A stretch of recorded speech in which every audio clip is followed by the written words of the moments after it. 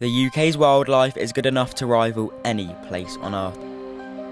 And whilst we don't have lions or tigers, we do have our very own wildcat that stalks the Scottish Highlands.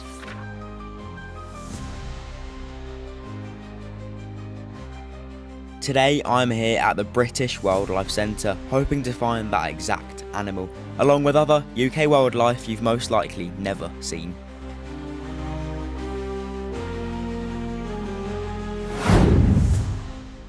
I am here today at the British Wildlife Centre, which is home to some amazing animals I've never seen before. But today my main target animal is the Tiger of Scotland, otherwise more commonly known as the Scottish Wildcat. But before I see that, I've got some pretty cool animals you've probably never seen. My day here at the Wildlife Centre begins with two very special deer, the red deer and the fallow deer. The animals I am with right now are the fallow deer. Now these guys were introduced to the UK in the 11th century and have settled in quite well. So a very long time ago, and they are now established here in the UK ecosystems. Now they're quite common to see, however, that guy right there is 1 in 30,000. He is a leucistic fallow deer. Normal fallow deer look like this, but this one is all white. But what actually is leucistic? Leucism is a rare genetic condition which basically stops colours from getting to fur or feathers and even the eyes of wild animals. Now it can actually be quite bad for animals in the wild because basically it stops them from camouflaging from either prey or to hide from predators.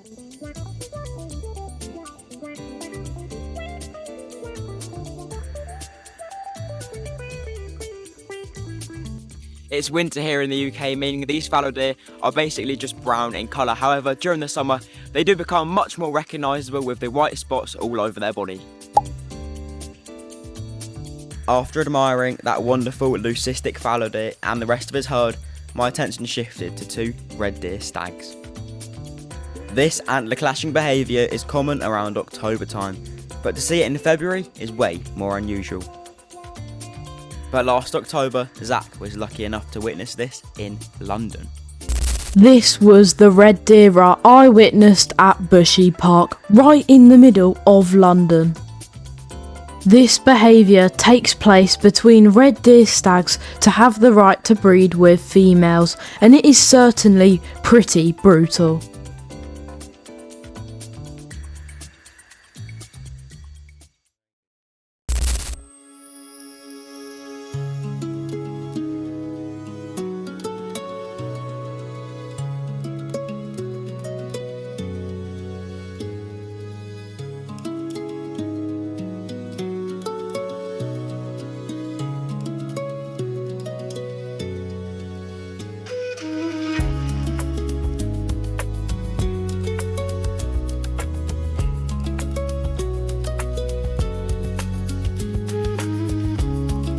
I was seeing loads of amazing animals at the Wildlife Centre, just like this super cute and playful common otter.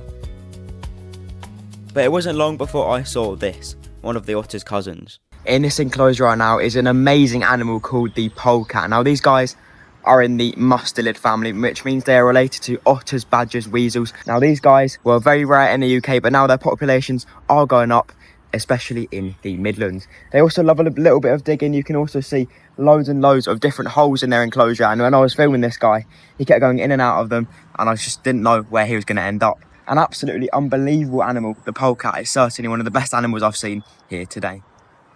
And the polecat wasn't the final mustelid I saw. Here is another mustelid. It is a weasel. Now this guy is absolutely mental. He just keeps moving around his enclosure. He's even got these tunnels he goes around on the bottom and on the top of the enclosure, and he just messes around in them completely. I do not know what he's up to. However, here he is down in the enclosure right now. Out of all the animals at the park, the weasel was definitely the hardest to film.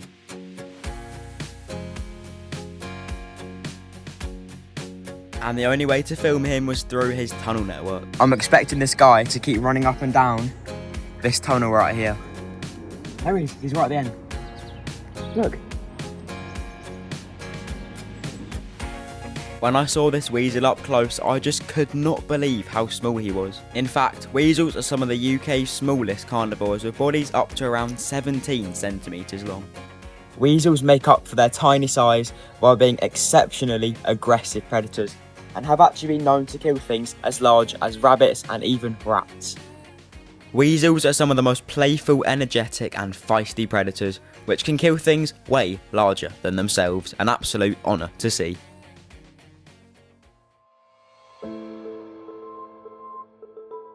Now it's time for the big one, the Scottish wildcat, the UK's rarest mammal. It's thought that there's only 35 to 300 of these left in the wild, and for one main reason. One of the main threats to wild Scottish wildcats is called hybridisation. It's when they breed with feral or domestic cats, and unfortunately they then can't be classified as Scottish wildcats, which is very annoying. However, these ones right here are pure Scottish wildcats, and hopefully they can help the future of the Scottish wildcats in the wild.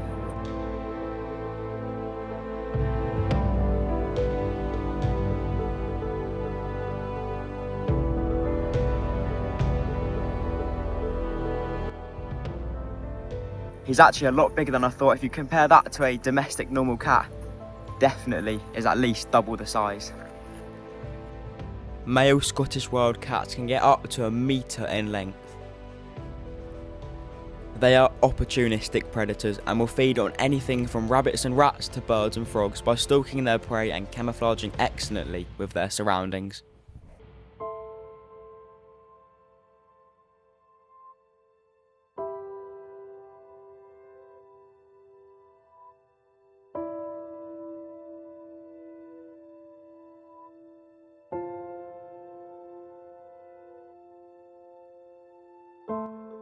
I actually can't believe that I've managed to meet a Scottish wildcat.